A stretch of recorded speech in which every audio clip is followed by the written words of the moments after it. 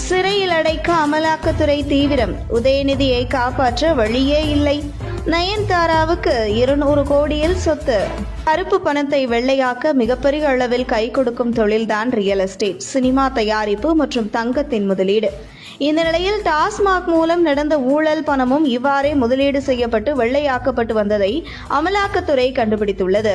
இதில் தற்பொழுது வெளிநாட்டிற்கு தப்பி ஓடியுள்ள உதயநிதி ஸ்டாலினின் நண்பரும் மற்றும் உதயநிதி ஸ்டாலின் பினாமி என்று கூறப்படும் ரத்தீஷ் பற்றிய பல தகவல்கள் வெளியாகியிருக்கிறது.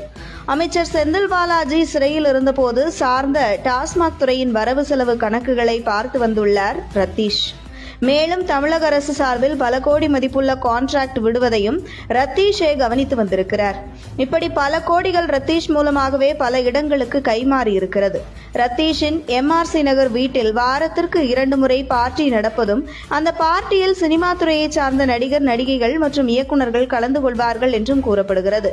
இந்த நிலையில் தற்போது ரத்தீஷ் துபாய் தப்பி ஓடி உள்ள நிலையில் அவருடைய வீட்டை அமலாக்கத்துறையினர் பூட்டி சீல் வைத்திருக்கிறார்கள்.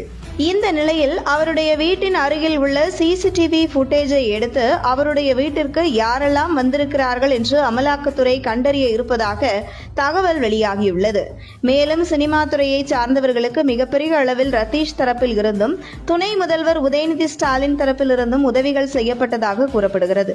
அந்த வகையில் நயன்தாரா கீழ்ப்பாக்கம் அருகில் ஒரு இடத்தையும், ECR பக்கத்தில் ஒரு இடமும், ஏன் சுமார் 200 கோடி மதிப்புமிக்க சொத்துக்களை மிக குறைந்த விலையில் வாங்குவதற்கு உதயநிதி ஸ்டாலின் உதவி செய்ததாக கூறப்படுகிறது. இதனாலேயே ரத்தீஷுடன் மிக நெருக்கமாக நயன்தாராவின் கணவர் விக்னேஷ் சிவனும் தொடர்பில் இருந்து வந்துள்ளதாக கூறப்படுகிறது.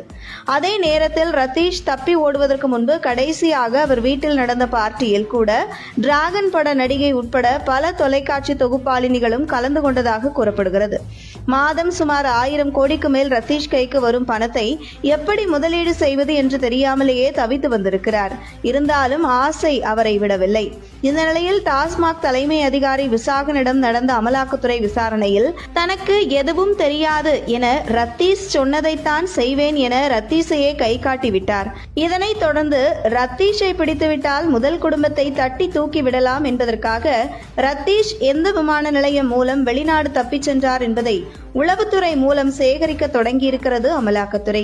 அதே நேரத்தில் டெல்லி சட்டமன்ற தேர்தலுக்கு முன்பு அரவிந்த் கெஜ்ரிவாலை கைது செய்து அமலாக்கத்துறை மதுபான ஊழலில் சிறையில் அடைத்தது போன்று முதல் குடும்பத்தைச் சேர்ந்த ஒருவர் டாஸ்மாக் ஊழல் தொடர்பாக சிறை செல்ல வாய்ப்பிருப்பதாகவும் அதற்கான வேளையில் அமலாக்கத்துறை தீவிரமாக இறங்கியுள்ளதாக தகவல் வெளியாகியுள்ளது.